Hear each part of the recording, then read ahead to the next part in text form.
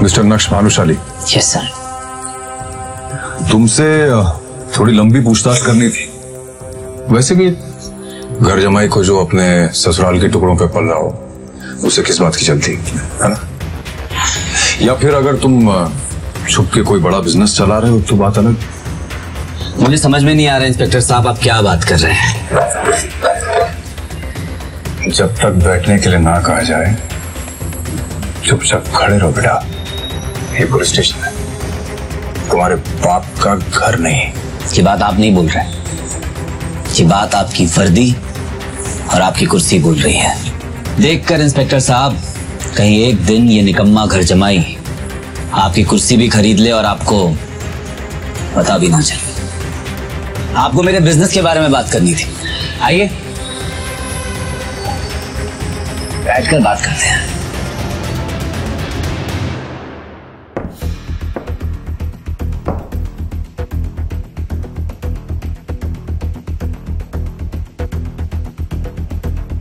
बारह जून 2022 की रात तुम कहां थे? अभी अभी तो कहा मैंने आपसे सर कि उस रात मैं अपने गुरुजी के साथ उनके ऑफिस में ही था।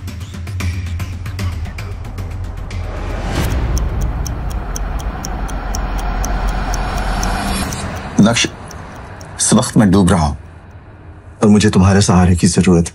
जो भी प्रॉब्लम्स है हम बाद में सॉल्व कर लेंगे, लेकिन इस वक्त मेरा घर, मेरा परिवार, मेरा बिजनेस इस उम्मीद पे है कि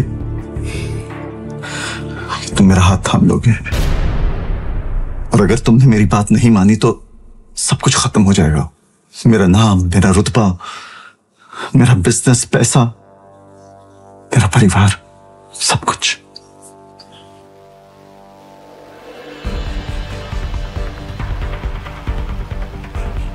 तुम भानुशाली ग्रुप ऑफ इंडस्ट्रीज के मालिक हो, वो कंपनी जो इस वक्त देश की सबसे बड़ी कंपनी है और जिसका टर्नओवर 2000 करोड़ है।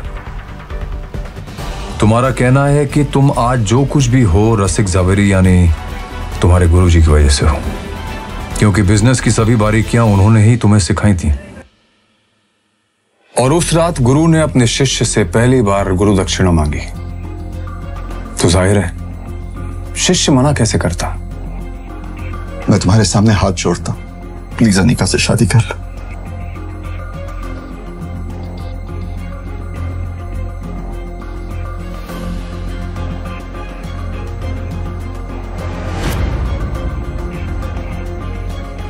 गुरुजी, मैंने आपको अपना गुरु माना है, आपको कभी मना नहीं कर सकता, मगर आपकी इंसल्ट भी बर्दाश्त नहीं कर सकता मैं। खामखा अनिका मना कर देगी और आपकी बात टल जाएगी। तुम अनिका का रिस्क मुझ पर छोड़ दो, मैं उसे समझा दूंगा। मेरे पास समय बहुत कम है, बस कुछ ही दिनों का मेहमान हूं मैं। तुम्हें मुझसे एक वादा करना होगा, शादी के 3 साल तक तुम्हें अपने ससुराल में घर जमाई बन के रहना होगा।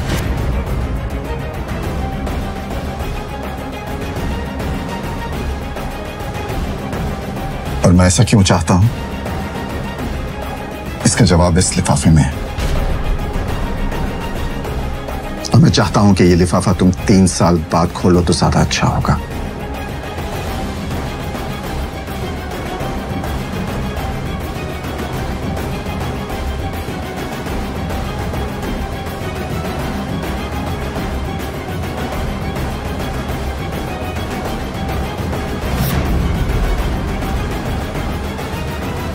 मुझे कुछ नहीं पता। नक्श और तुम्हारा क्या रिश्ता है?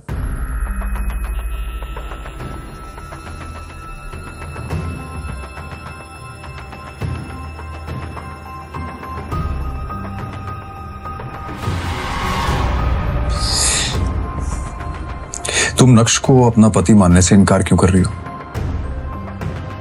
और वैसे अपने पति को इतना जलील करके तुम्हें क्या मिल रहा है?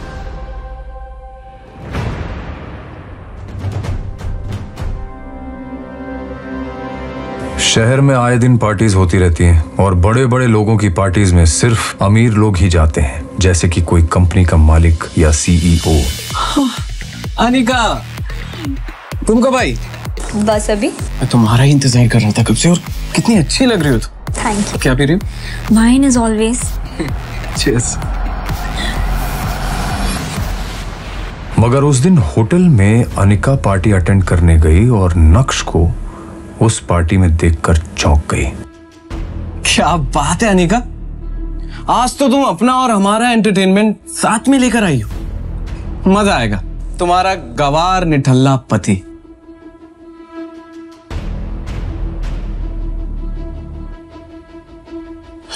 ओए नक्श, बहुत हो गया।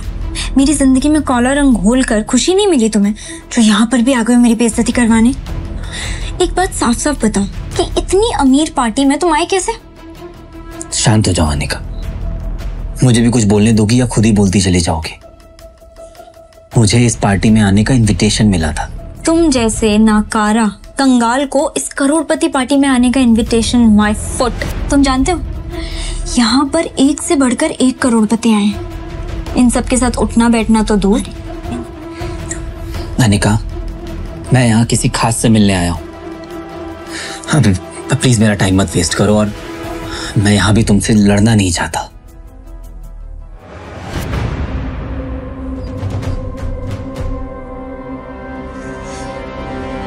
नक्श अनिका को वहां से सुना के निकल गया, लेकिन अनिका बिल्कुल भी हैरान नहीं हुई।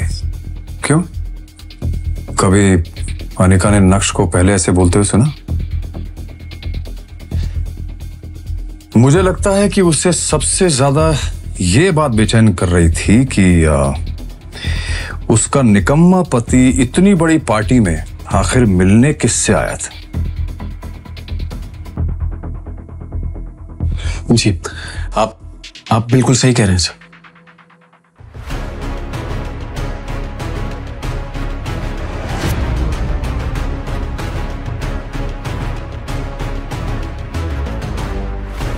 ये नक्श ने इतनी जल्दी इतने ब्रांडेड कपड़े कैसे पहन लिए? और इस गरीब के पास आखिर इतना महंगा सूट आया कहां से? नक्श की असलियत क्या है?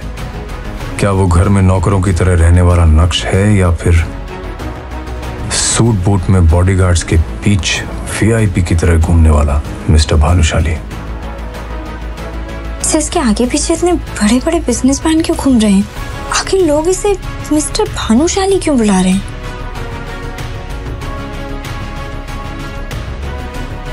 क्या नक्श सच में इतना अमीर है और उसका इतना रुतबा है? अगर है तो फिर भी क्यों जी रहा है वो एक गरीब की जिंदगी?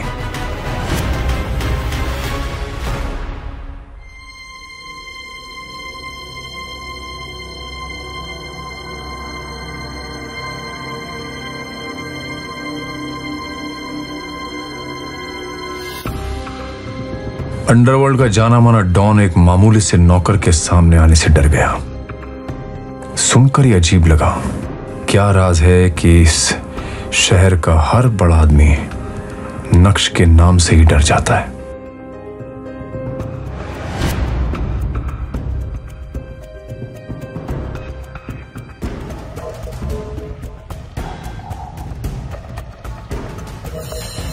उस दिन नक्श को क्यों नहीं जाने दिया? कहाँ जा रहे हो?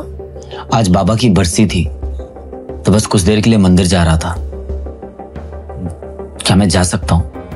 ये तो हमारी बेटी का बैड लक था कि उसने तुमसे शादी की। लेकिन कुछ नहीं। मुझसे जबान मत चलाओ। किचन में जाओ और काम करो। उसे दामाद का दर्जा देना तो दूर, तुम तो उससे नौकरों से भी बदतर व्यवहार करती थी। नक्श के माँ बाप बचपन में ही गुजर गए थे। वो बचपन से ही आपकी जवेरी फैमिली के यहाँ नौकर की तरह कार धोने का काम करता था। लेकिन अनिका के पिताजी ने ऐसी एक शर्त रखी जिसके बदले अनिका को उसी के घर के नौकर यानी नक्श से शादी करनी पड़ी। अनिका और आप सब घर वाले इस शादी से बिल्कुल भी खुश नहीं थे और अपनी बेटी की खुशी की खातिर नक्श को भी घर जमाई बनाकर रख लिया। आप तो सब कुछ ही जानते हैं सर, प्लीज मुझे जाने दीजिए। उसके बाबा की बरसी थी और वो सिर्फ कुछ देर के लिए उनके लिए पूजा करने जाना चाहता था, लेकिन तुम्हें तो वो इंसान फूटी आंख नहीं सुहा था। और उसे नीचा दिखाने के लिए तुम एक भी मौका नहीं छोड़ना चाहते। लेकिन वो गया था उस दिन। मतलब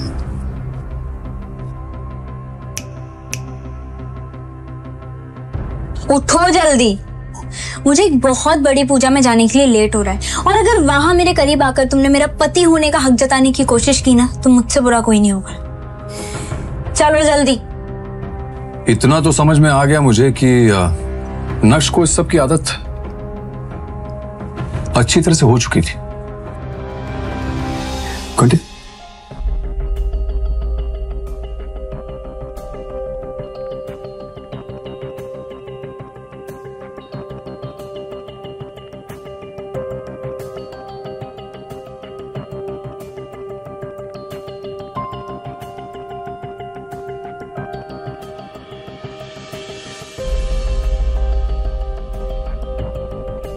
सुल्तान को देख के नक्श और अनिका की वैसे सिट्टी पिट्टी गुम हो गई होगी। नहीं, इतना बड़ा अंडरवर्ल्ड डॉन जो है वो।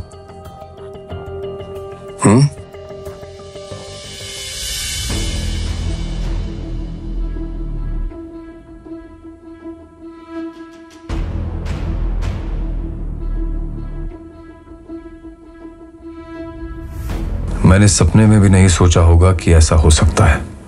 सुल्तान से पूछना पड़ेगा कि उसके बाद हुआ क्या। उस जैसा अंडरवर्ल्ड का डॉन क्यों एक मामूली से नौकर के आगे हाथ जोड़कर खड़ा हो गया। नक्श सर नमस्कार, आप आ गए। मुझे लगा आपने मुझे कभी माफी नहीं किया। आपके पापा के बरसी के हवन की सारी तैयारियां हम कर चुके हैं, और शहर के सारे बड़े पंडितों और बिजनेसमैन की फैमिलीज भी आ चुकी हैं। लेकिन आप मेरे लिए ये सब क्यों कर रहे हैं, और मैं क्यों आपको माफ करूंगा? और नक्श सर, आप आज भी इतना ही मजाक करते हैं। मुझे कुछ समझ में नहीं आ रहा है कि ये सब क्या है। आप चलिए मेरे साथ, मैं आपको सब समझा देता हूँ कि क्या हो रहा है। आइए आइए। अरे आइए।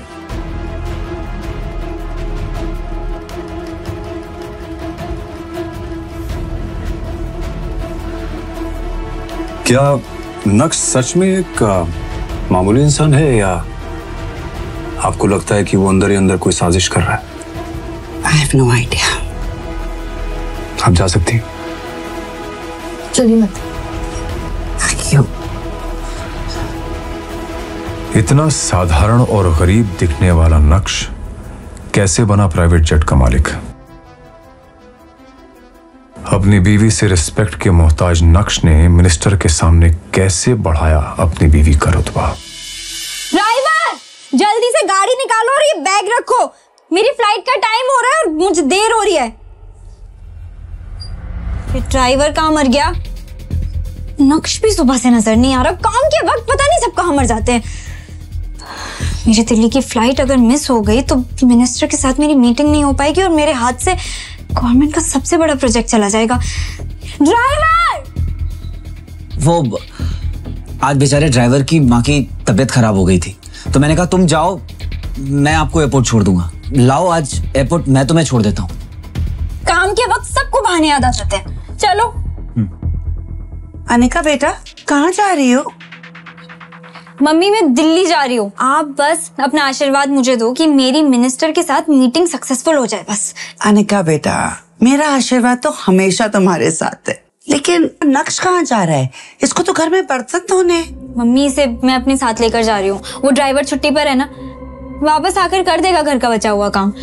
अब सारे बर्तन यूज करके साइड में रख दो, वापस आकर धो देगा। बाय। हाँ, क्या कर रहे हो तुम अब तक? विहान पहुंच भी चुका होगा, वहां लेट हो रहा है। विहान का नाम सुनते ही नक्श के चेहरे का रंग फीका पड़ गया। चलो।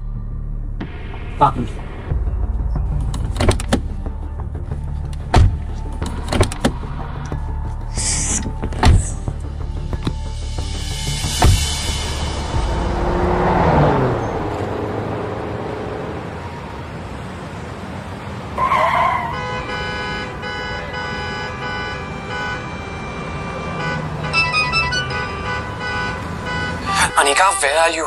अरे टाइम देखो, हमारी फ्लाइट मिस हो जाएगी।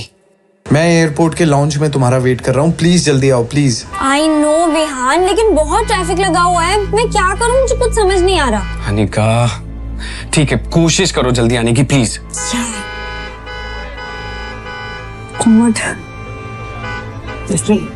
उसके पीछे क्या कर रहे हो, राइट से लो।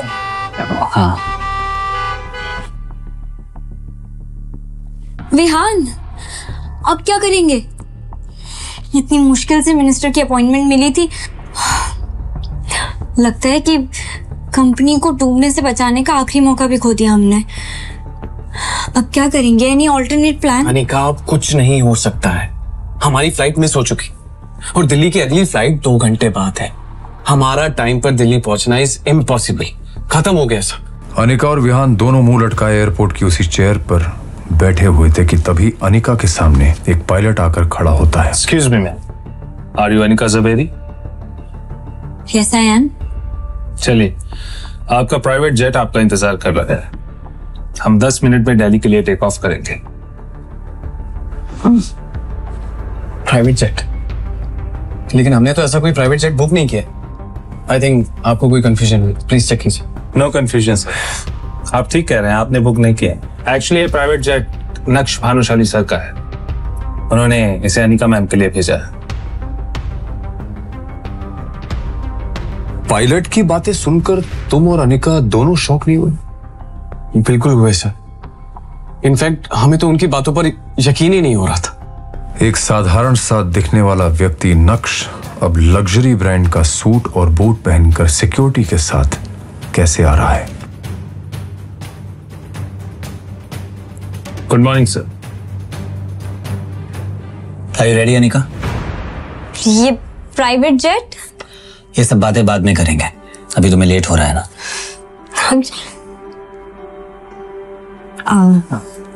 थैंक यू, तुमने मेरी इज्जत और कंपनी दोनों डूबने से बचा ली। ऑल राइट, आराम से फ्लाइट में कमियां निकालकर जेट में लड़ना। तुम्हारा पति ना, फर्ज तो निभाना पड़ेगा।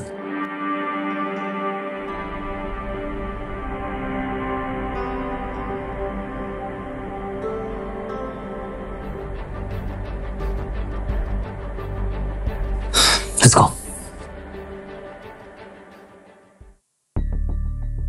आखिर क्यों इस गरीब नक्श को लोग नक्श भानुशाली सर कह रहे थे? कैसे हुई इस आदमी की काया पलट? जिस पति को गरीब मानकर तुम हमेशा लताड़ती रहती थी, क्यों उसका अकाउंट बैलेंस देख के तुम्हारा मुंह खुला का खुला रह गया?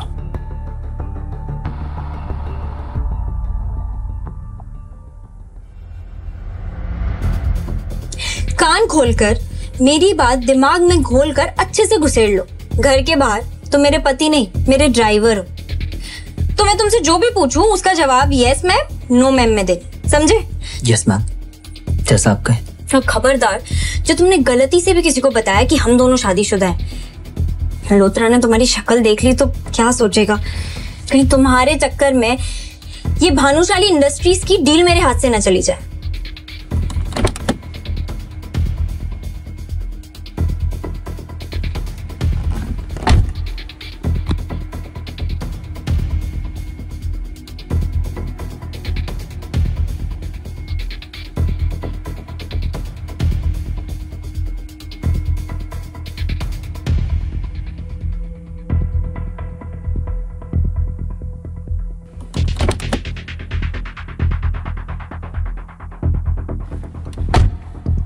क्या हुआ अनिका, तुम बहुत परेशान लग रही हो। सब ठीक तो है ना?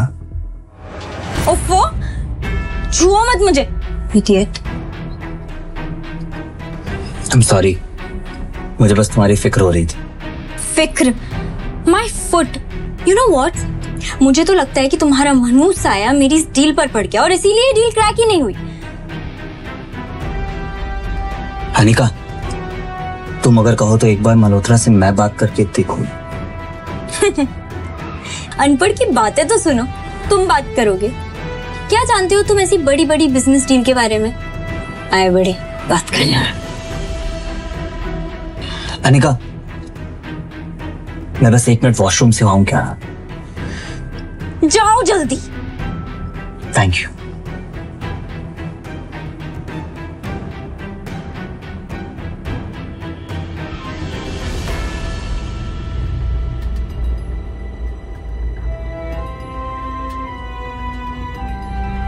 ये इतने बड़े होटल के गार्ड्स इस नक्श को सलामी क्यों ठोक रहे हैं? पागल हो गए हैं क्या?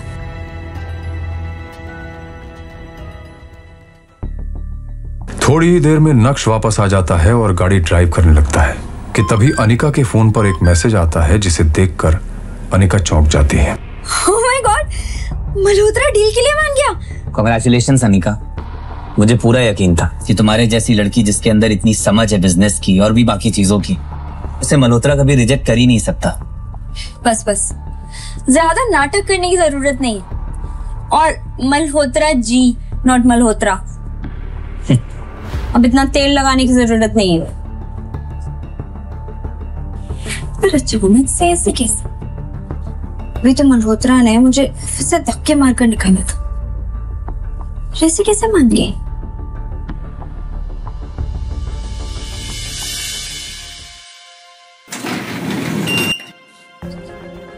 Hi ma'am, how are you? Good, how are you? All good. अरे अनिका मैम, आपने मुझे पहले बताया ही नहीं कि आपका ग्रुप और लोग इतने बड़े लेवल से हैं। नहीं तो ये डील तो मैं खुद लेके आता आपके पास। बड़े लोग मतलब? चलिए इन सब बातों में क्या रखा है। अभी अगले 5 मिनट में हमारे सीईओ के साथ आपकी मीटिंग है। कब प्लीज। एक मिनट, ये वीडियो कॉल पे किसे देखा तुमने? कौन था वो भानुशाली इंडस्ट्रीज का सीईओ? एक हाथ से निकलती हुई डील तुम्हें कैसे मिल गई? और वो क्या नाम बोला तुमने, मल्होत्रा? वो मल्होत्रा कौन से बड़े लोगों के साथ कांटेक्ट होने का तुम्हें वो प्रवचन दे रहा था? क्या कह रहा था?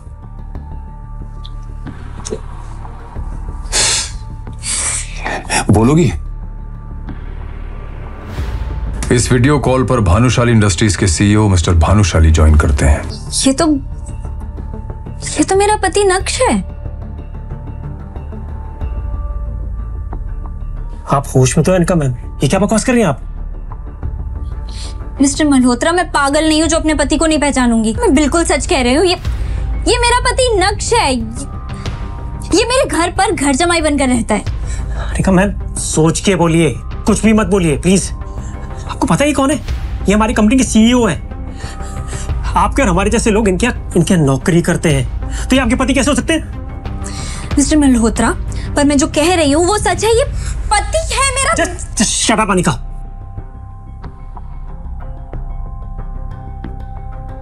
I'm really sorry, sir. इनकी तरफ से मैं माफी मांगता हूँ। कोई बात नहीं मल्होत्रा, हम ये मीटिंग बाद में करेंगे।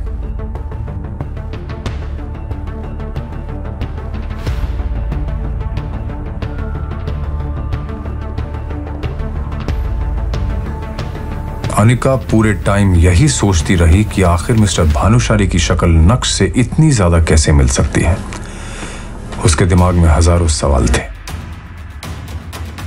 कहीं ऐसा तो नहीं कि नक्श ही मिस्टर भानुशाली है और उसने अपनी सच्चाई अब तक मुझसे छुपा कर रखी? ऐसा कैसे हो सकता है? वही चेहरा, वही आंखें। अब आप अपने आप से क्या बड़बड़ाई जा रही है मिस अनिका? तबीयत ठीक है आपकी? क्या किसी डॉक्टर को बुलाऊं? आज आपकी वजह से बहुत बेइज्जती हुई है मेरी मिस्टर भानुशाली के सामने। आई जस्ट डाउट कि वो कोई कॉन्ट्रैक्ट साइन करेंगे भी या नहीं आपके साथ। क्या मतलब? मतलब ये कि आपके जैसी हजारों लड़कियां मिस्टर भानुशाली को देख के ऐसी पागल हो जाती हैं। Excuse me. You know what, it's my fault. ये मेरी गलती है कि मैंने आपको यहाँ मीटिंग के लिए बुलाया। आपकी जैसी लड़कियों को थोड़ा सा भाव क्या दे दो, उनका दिमाग खराब हो जाता है। And what do you mean by मेरे जैसी लड़कियां? वही लड़कियां जो किसी बड़ी कंपनी के सीईओ को देख के अपना पति बताने लगती है और बाद में जायदाद में हिस्सा मांग लेती है। Pathetic. You know what, you are disgusting. भाड़ में जाओ तुम, तुम्हारा सीईओ और तुम्हारा कॉन्ट्रैक्ट। माँ, नक्श कहाँ है? अरे अनिका, तुम इतनी जल्दी?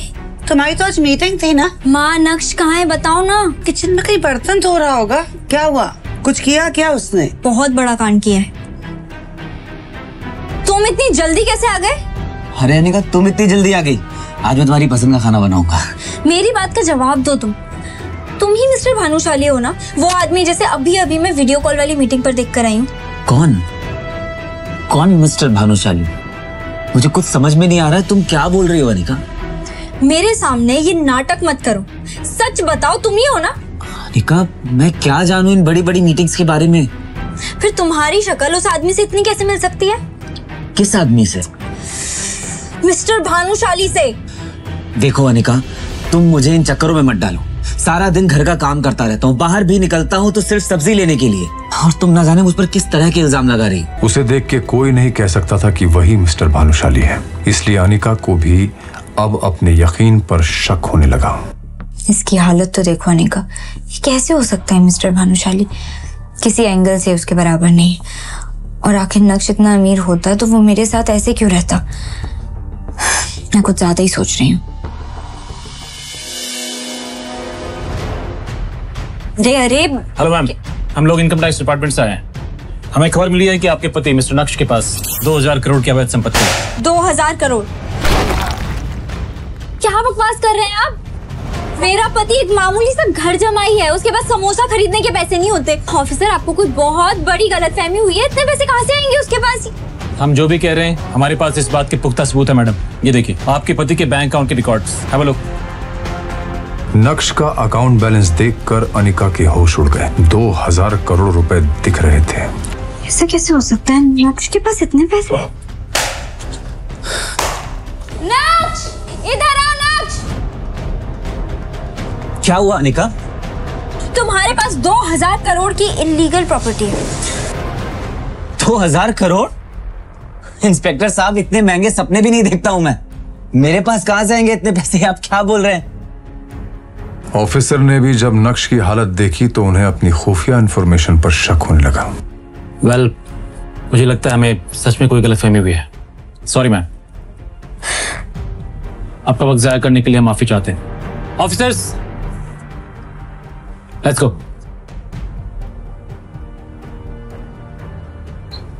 2000 करोड़, और वो भी इस बेहाल जमाई के पास?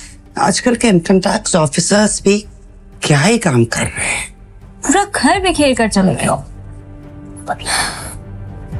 सुबेरे तुम उठा देना सब कुछ। चित्रा चाहे जो भी कहे, लेकिन अनिका का दिमाग उसे बार बार कह रहा था कि दाल में कुछ तो काला है। पहले मीटिंग में मिस्टर भानुशाली वाला वाकया, और अब ये इनकम टैक्स का चक्कर। बार बार इस तरह के वाकये होना कोई इत्तेफाक नहीं हो सकता। ये इतना भोला भाला और बेचारा दिखने वाला नक्श इतना भोला है नहीं। जरूर ये हम सबसे कुछ छुपा रहा है। मुझे सच पता लगाना पड़ेगा। अनिका एक डिटेक्टिव के पास जाती है और वहां कुछ ऐसा होता है जिसकी कल्पना अनिका ने कभी नहीं की होगी। आप मेरी जिंदगी की 420वीं औरत है जो कि अपने ही पति की जासूसी करवाना चाहती हैं। वैसे आप अपने पति की जासूसी क्यों करवाना चाहती हैं? मैं यहाँ ये सब बकवास सुनने नहीं है। आपका काम है जासूसी करना और पैसे लेना, वो मैं आपको दे रही हूँ। आप ये सब जानकर क्या करेंगे? आपको जितना कहा गया है उतना करिए, आपके पैसे आपको मिल जाएंगे। ये भी बात सही है। वैसे क्या मैं आपके पति की फोटो देख सकता हूँ? श्योर।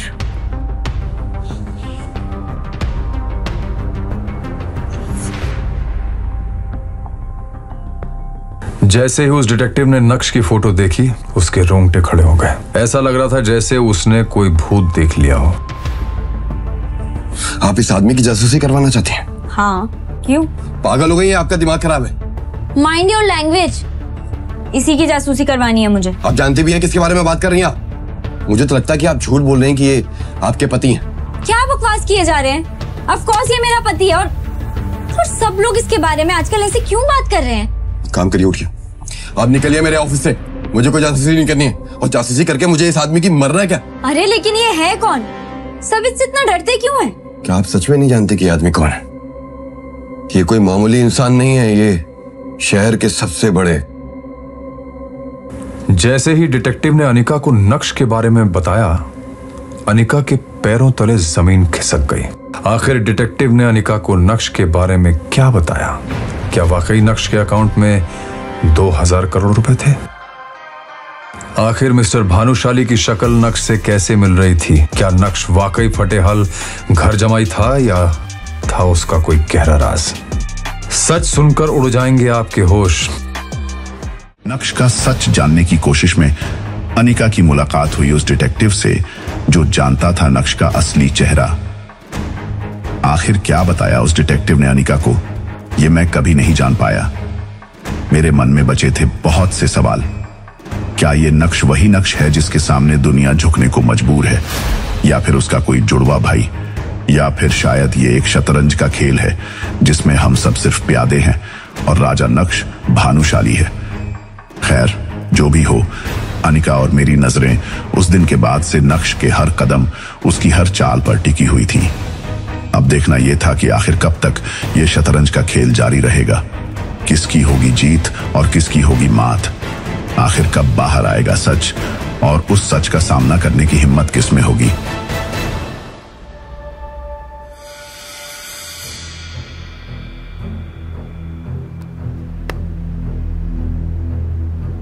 आज मैं सोच रही थी इस महाशय को ऑफिस लेके जाऊंगी, लेकिन ये तो गायब है।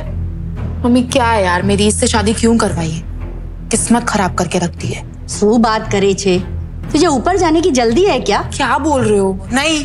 हाँ तो फिर शांति से बैठी रहे ना। तेरे सारे सवालों के जवाब ऊपर जाके तेरे पापा ही दे सकते हैं। कम ऑन मॉम, आ कोई मजाक करवानो टाइम छे। हूँ मजाक करो छो? मजाक तू करा छे? अरे क्या जरूरत है उसे ऑफिस ले जाने की? हाँ पिछली बार ले गई थी ना, याद नहीं है क्या हुआ था? क्यों अपना मजाक उड़ाने की सोच रही? हाँ अरे हूँ तो कहूँ छू, रवा दे। आप फालतू में टेंशन ले रहे हो। मैं उसे ऑफिस नहीं लेके जाऊंगी, वो मुझे बस ड्रॉप करेगा और वहां से रामनाइक भाई की शॉप से मेरा सेट लेके आएगा, बस। मुझे कोई शौक नहीं है उसके साथ दिखने का भी।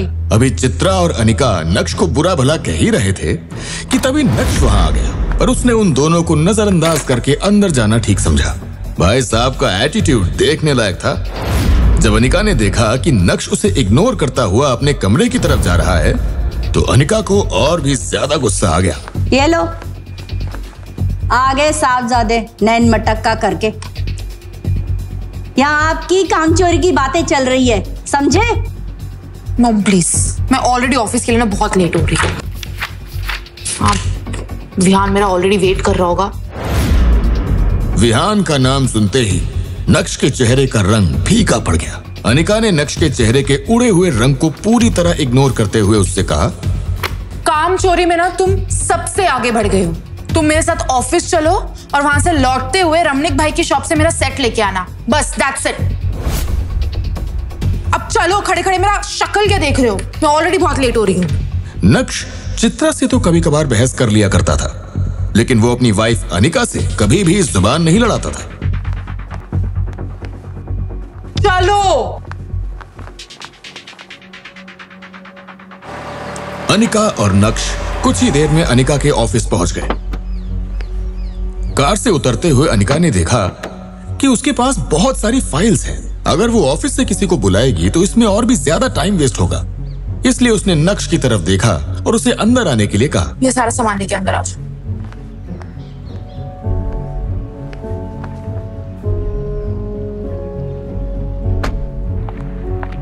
अनिका जब अपने कैबिन में पहुंची तो उसका दोस्त और बिजनेस पार्टनर विहान बजाज पहले ही वहां बैठा उसका इंतजार कर रहा था। कहाँ रह गई थी तुम यार? तुम्हें पता है मैं पिछले 1 घंटे से तुम्हारा इंतजार कर रहा हूँ। ये आदमी इतना खाली है कि 1 घंटे से यहाँ बैठा मेरी बीवी का इंतजार कर रहा है। अपने चेहरे पर अपॉलॉजीज लिए अनिका ने कहा, आई एम सो सॉरी, कुछ लोगों की वजह से घर से निकलने में देर हो गई। अनिका की बात सुनकर विहान के 1 घंटे इंतजार करने की शिकायत एक पल में ही गायब हो गई और वो बस मुस्कुराते हुए अनिका को ही देखे जा रहा था। वो आज बहुत ज्यादा खुश नजर आ रहा था और अनिका ने भी उसकी खुशी को नोटिस कर लिया था। क्या हुआ विहान, तुम इतना मुस्कुरा क्यों रहे हो? लॉटरी वॉटरी लेकर दिया क्या?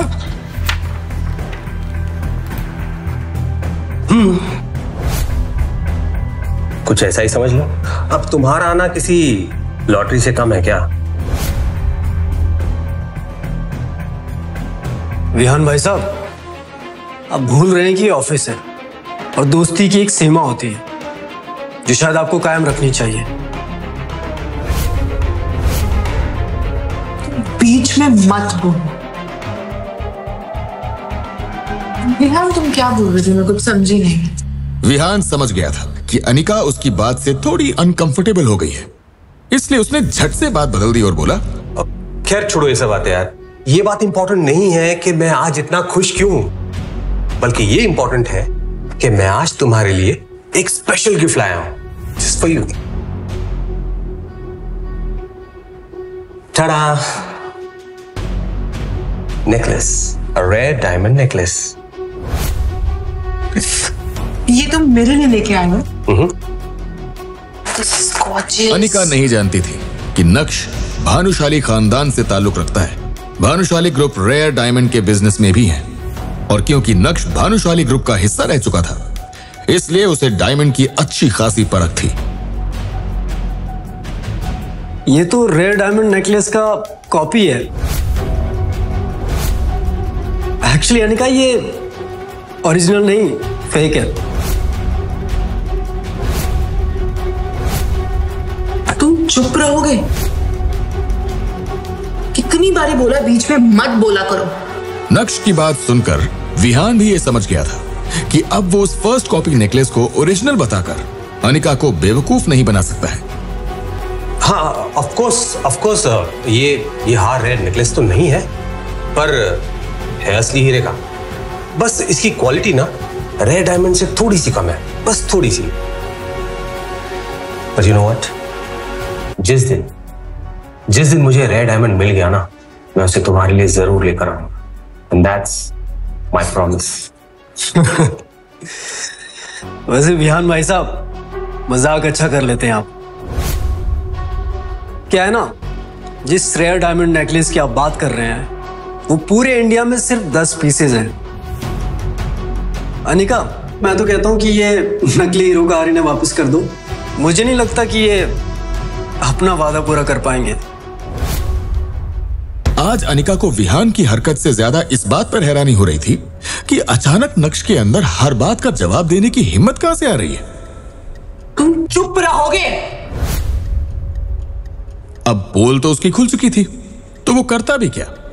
शांति से चुप बैठने के अलावा उसके पास करने के लिए और कुछ भी नहीं था। पर इस वक्त अनिका के पास विहान को दिलासा देने के अलावा और कोई चारा नहीं था। अनिका की कंपनी ठीक से चल नहीं रही थी और अपने लॉसेस से उभरने के लिए उसे विहान जैसे बिजनेस पार्टनर की बहुत जरूरत थी। तो क्या हुआ अगर ये कम क्वालिटी वाला नेकलेस है? तो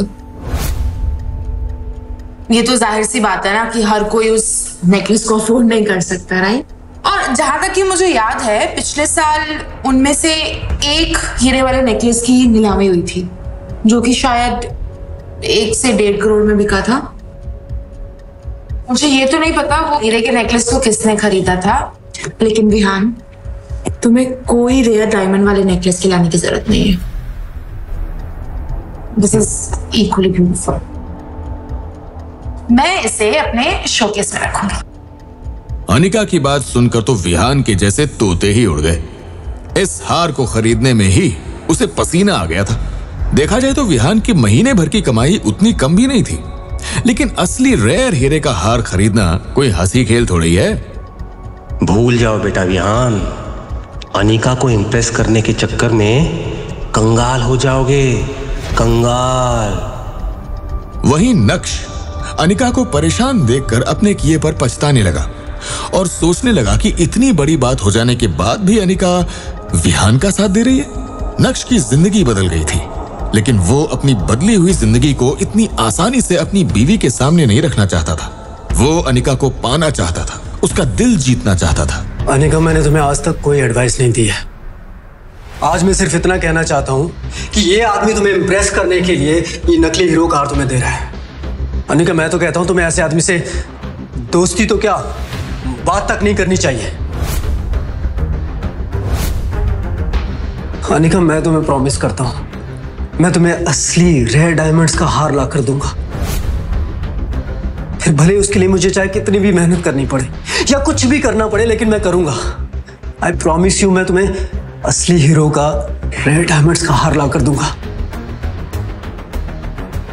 प्लीज ये नकली गिफ्ट वापस कर दो। अपने दिल की बात अनिका के सामने रखने के बाद नक्श ने अनिका के जवाब का इंतजार भी नहीं किया और उसके कैबिन से बाहर निकल गया और पलटकर एक बार भी नहीं देखा। प्यार नहीं तो कम से कम नक्श अनिका का ध्यान अपनी तरफ खींचने में कामयाब हो गया था। क्या नक्श को खुद से दूर रखकर मैंने कोई गलती तो नहीं की? ये क्या सोच रही हूं मैं? विहान मेरा बिजनेस पार्टनर है, मेन इन्वेस्टर है। नक्श की इस हरकत की वजह से अगर विहान मेरी कंपनी से बैकआउट कर गया तो क्या होगा? नहीं नहीं नहीं, नक्श की वजह से मेरी इतनी साल की मेहनत को जाया नहीं जाने दे सकती। मुझे नक्श की नहीं, विहान की जरूरत है।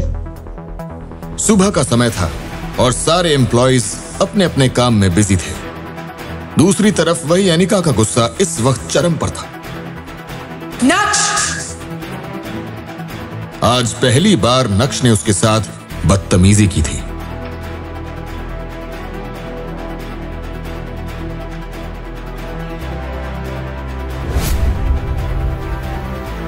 ये क्या पागलपन है? तुम्हें किसने हक दिया मुझे ऐसी बेतुकी सलाह देने का? हिम्मत कैसे हुई तुम्हारी? गलती करती तुम्हें ऑफिस लाकर। चुपचाप यहां से निकल जाओ। Just get lost fast. नक्श ने अनिका की इस बात का भी कोई जवाब नहीं दिया। वो जानता था कि वो जितना बोलेगा उतना ही अनिका का गुस्सा बढ़ता जाएगा। उसे अनिका से जो कहना था वो उससे कह चुका था। जैसे तैसे अनिका ने अपने गुस्से को दबाते हुए मामले को खत्म करने की कोशिश की, लेकिन उसे क्या पता था कि अभी तो मामले की बस शुरुआत हुई थी। अबे ओए, रुक! भागता कहां है बे? बीते 2.5 सालों में जिस नक्श के मुंह से एक आवाज नहीं निकली, वो नक्श आज अनिका को सलाह दे रहा था। कैसे? नक्श की हिम्मत के पीछे कौन छुपा था?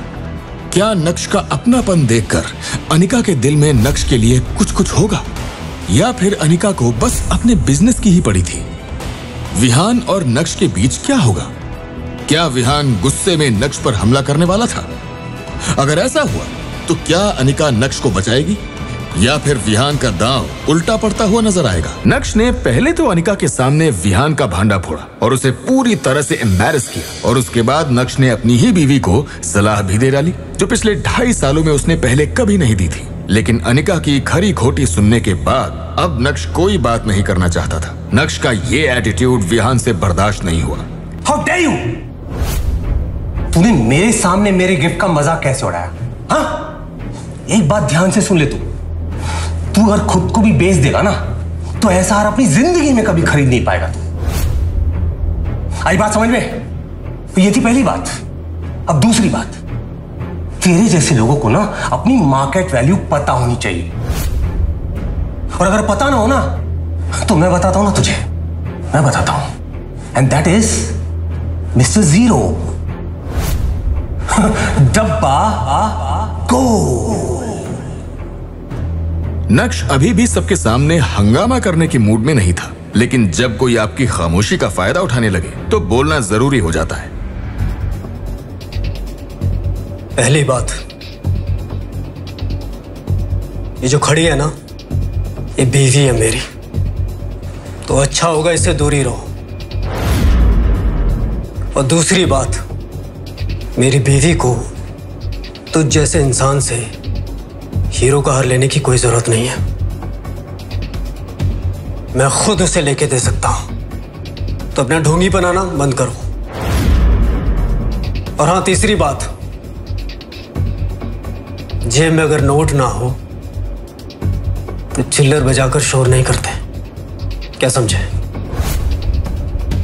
नक्श ने विहान को अपने स्वैग के दर्शन करवा दिए थे। इसी के साथ नक्श विहान को देखते देखते पलटा और ऑफिस से बाहर निकल गया। नक्श की वहां से जाने के बाद कुछ देर तक विहान वहीं खड़ा रहा, लेकिन इतनी बेइज्जती होने के बाद वहां रुकने का कोई सेंस नहीं था। इससे पहले कि अनिका विहान से कुछ कहती, विहान तुरंत चला गया। नक्श ने उसकी बात का कोई जवाब नहीं दिया। इसका मतलब यह नहीं कि नक्श डर गया था। वैसे भी अब नक्श को किसी से भी डरने की कोई जरूरत नहीं थी। अनिका भी ऑफिस के अंदर चली गई। ये अंजी कॉर्पोरेशन का ऑफिस था जिसकी चेयरपर्सन अनिका थी। अपने कैबिन में जाने के बाद अनिका गुस्से से आग बबूला हो रही थी। उसकी जलती आंखों के सामने सिर्फ नक्श का चेहरा घूम रहा था। और वो जितना नक्श के बारे में सोच रही थी, उसका गुस्सा उतना ही बढ़ता जा रहा था। पिछले कुछ महीनों से अनिका की कंपनी के हालात ठीक नहीं थे। वो मुश्किल से उसे संभालने की कोशिश कर रही थी। तभी उसे हाउस पार्टी में विहान मिला और जब उसकी दोस्ती विहान से हुई तब जाकर उसे पता चला कि वो एक बहुत बड़े परिवार से ताल्लुक रखता है। और बस यहां से अनिका ने विहान को अपने जाल में फंसाना शुरू किया। और आज विहान न सिर्फ उसकी कंपनी का बिजनेस पार्टनर है बल्कि मेजर इन्वेस्टर भी है। और विहान की वजह से ही अनिका की कंपनी अभी चल रही है। इस कंपनी के सारे लॉसेस विहान ही बेयर करता है और अनिका को इसकी बहुत जरूरत भी है। लेकिन नक्श ने आकर आज सब कुछ बिगाड़ दिया। पहली बात ये जो खड़ी है ना, ये बीवी है मेरी। क्या जरूरत थी उसे विहान को ऐसा कुछ कहने की? हार भले ही नकली था, लेकिन ये सब कहकर उसका ईगो हर्ट करने की क्या जरूरत थी? अब पता नहीं वो उसकी कंपनी में अपना पैसा इन्वेस्ट करेगा या नहीं। अब अनिका उसे कैसे मनाएगी? अगर गलती से उसने अपना पैसा रिटर्न करने के लिए कहा तो अंजी कॉर्पोरेशन तो बहुत बड़ी मुसीबत में पड़ जाएगी। उसके बाद क्या होगा? जावेरी खानदान को कौन संभालेगा? ये सोचते सोचते अनिका को खुद पर ही गुस्सा आने लगा।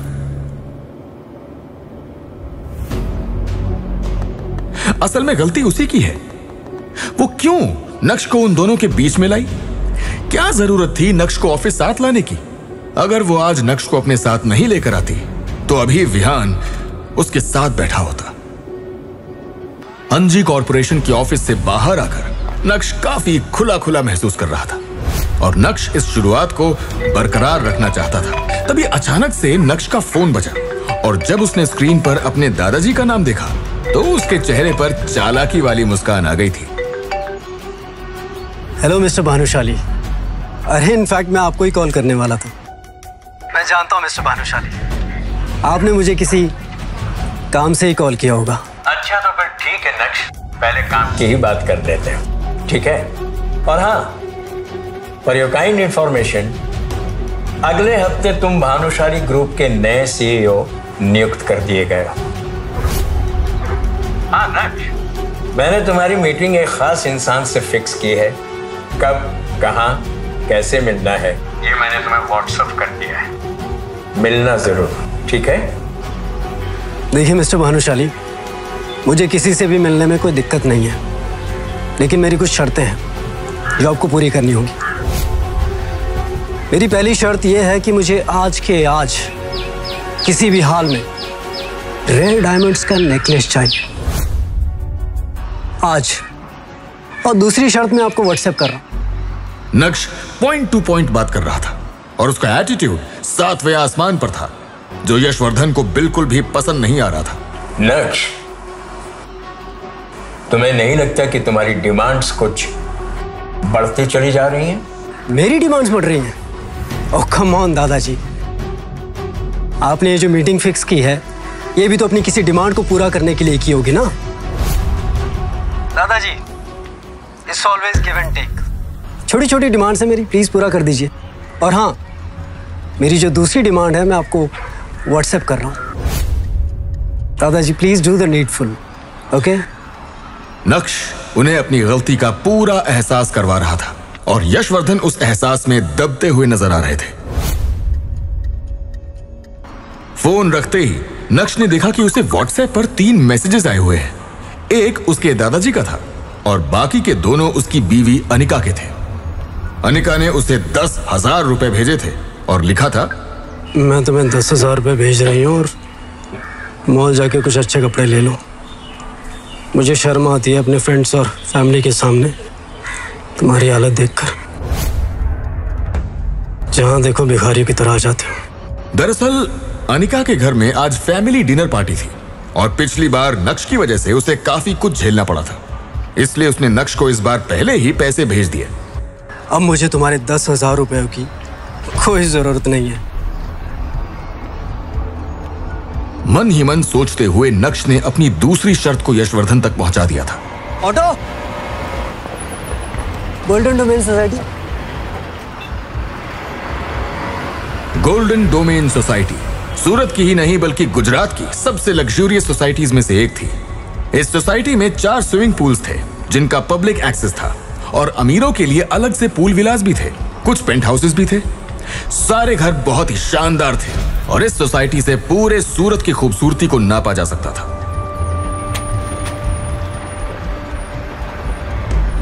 दरअसल यही वो जगह थी जहां नक्श के दादाजी ने आज उसकी एक सीक्रेट मीटिंग फिक्स की थी।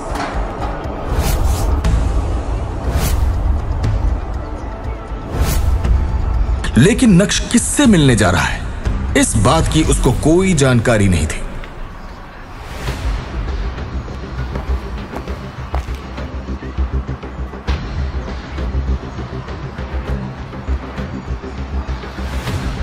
उसने सोचा ही नहीं था कि जिस इंसान से वो मिलने आया है वो कोई और नहीं बल्कि उसका चाचा दर्पण भानुशाली होगा।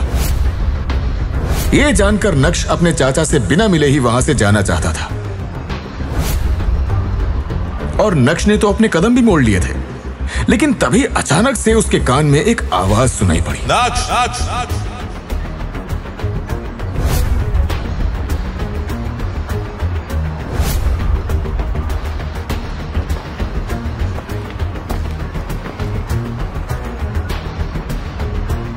पिछली बार मैं तुमसे लगभग 2.5 साल पहले मिला था। पहले से काफी अच्छे और कॉन्फिडेंट नजर आ रहे हो। अब क्योंकि दर्पण भानुशाली ने नक्श से बात करना शुरू कर दिया था, इसलिए नक्श किसी को डिसरिस्पेक्ट नहीं करना चाहता था। हालांकि नक्श ज्यादा बात नहीं करना चाहता था। दर्पण काका, सीधा पॉइंट की बात पे आओ ने। बताइए, आखिर भानुशाली फैमिली को मेरी ऐसी कौन सी जरूरत पड़ गई? हाँ, अगर आप ये चाहते हैं कि मैं आपसे बात करके, आपसे डर के भानुशाली ग्रुप का नया CEO बनने से मना कर दूं, तो ऐसा बिल्कुल नहीं होने वाला। ये आपकी गलत फहमी होगी। तो अपने दिल में जरा सा भी, इतना सा भी डाउट मत रखना, समझे आप?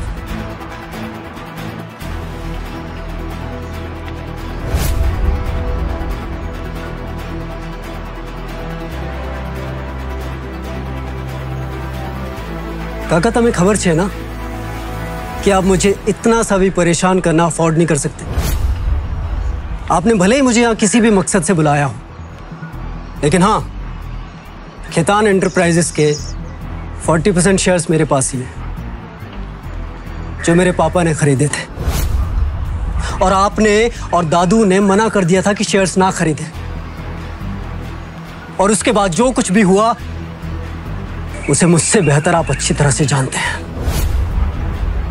आज अगर भानुशाली कंपनी को मेरी जरूरत है तो उन्हीं शेयर्स की वजह से है। तो इसीलिए मुझे कुछ हो गया ना, तो आपकी जो उम्मीदें हैं, आपके जो सपने हैं, वो चाहकर भी पूरे नहीं हो पाएंगे। तो इसीलिए ये फिजूलपंथी बंद कर दिया और मुझे जाने दीजिए यहां से। भानुशाली ग्रुप ऑफ कंपनीज पूरे गुजरात में एक बड़ा नाम था। Good morning everyone. एक सेकंड प्लीज। छोटे से बड़ा हर बिजनेसमैन को भानुशाली ग्रुप की सारी जानकारी थी। 4 साल पहले मार्केट में उन्हें कंपटीशन देने के लिए कोई भी नहीं था, क्योंकि उस समय भानुशाली ग्रुप के CEO नक्श के पिता यानी जीतेन भाई भानुशाली थे। सेक्रेटरी, हाँ, खेतान ग्रुप्स के 40% शेयर परचेज कर लो, अभी के अभी, राइट नाउ। हाँ, मुझे इन्फॉर्म करो। ओके। जीतेन भाई को बिजनेस की सारी ABCD पता थी और यही वजह थी कि उन्होंने खेतान एंटरप्राइजेस के 40% शेयर्स खरीद लिए। उन्हें पता था कि आगे का मार्केट कैसी करवट लेगा और वो उसका पूरा फायदा उठाना चाहते थे। लेकिन ये बात दर्पण भानुशाली और यशवर्धन भानुशाली को पसंद नहीं आई और बिना कुछ सोचे समझे उन दोनों ने मिलकर जीतेन भाई भानुशाली को भानुशाली ग्रुप से बाहर का रास्ता दिखा दिया। जीतेन भाई के जाने के बाद नक्श के चाचा दर्पण भानुशाली ने भानुशाली ग्रुप के CEO की कुर्सी संभाली, लेकिन वो अपनी कंपनी को संभाल पाने में पूरी तरह से फेल हो गए। अब उन्हें डूबते हुए तिनके का सहारा चाहिए था। और जब उन्हें पता चला कि जीतेन भाई के खरीदे वो शेयर्स आज मार्केट में तहलका मचा चुके हैं, तब भानुशाली खानदान को नक्श की याद आई। अब आप लोगों को पता चल ही गया होगा कि नक्श के अंदर ये पावरफुल चेंजेस क्यों और कैसे आ रहे हैं। नक्श की बात सुनकर उसके चाचा दर्पण एकदम शॉक्ड रह गए थे। उन्होंने सोचा नहीं था कि नक्श को खैतान एंटरप्राइजेस के बारे में सब कुछ पता होगा। अब उनके पास नक्श से उलझने के लिए कोई वजह नहीं थी। अपने गार्ड्स को इशारा करते हुए उन्होंने नक्श के रास्ते से उन्हें हटने के लिए कहा, और जैसे ही वो गार्ड्स हटे वैसे ही नक्श के कदम उस पूल विला से बाहर की तरफ बढ़ने लगे थे। गोल्डन डोमेन सोसाइटी से बाहर आने के बाद जब नक्श ने अपना फोन चेक किया तो उसके व्हाट्सएप पर उसके एक दोस्त का मैसेज था, अबे तू कहां रह गया? आ रहा है ना, लेट मत कर। आखिर नक्श कहां जाने वाला था? नक्श के किस दोस्त की एंट्री होने वाली है? क्या नक्श आज जावेरी खानदान का फैमिली डिनर अटेंड नहीं करेगा? अगर नहीं तो उसके बाद अनिका और चित्रा का क्या रिएक्शन होगा? अगर हां तो उस डिनर पार्टी में क्या होगा? क्या यशवर्धन नक्श की रेयर डायमंड नेकलेस वाली शर्त को पूरा करेंगे? नक्श की दूसरी शर्त का क्या होगी नक्श की दूसरी शर्त? क्या नक्श के चाचा नक्श को ऐसे ही सीईओ बनने देंगे, या फिर वो उनकी चाल को समझ नहीं पा रहा है? ये जानने के लिए देखिए अगला एपिसोड सिर्फ पॉकेट एफएम के YouTube चैनल पर, और इंस्टा एम्पायर के सारे एपिसोड्स को सुनने के लिए डिस्क्रिप्शन में दी गई लिंक से डाउनलोड कीजिए पॉकेट एफएम ऐप।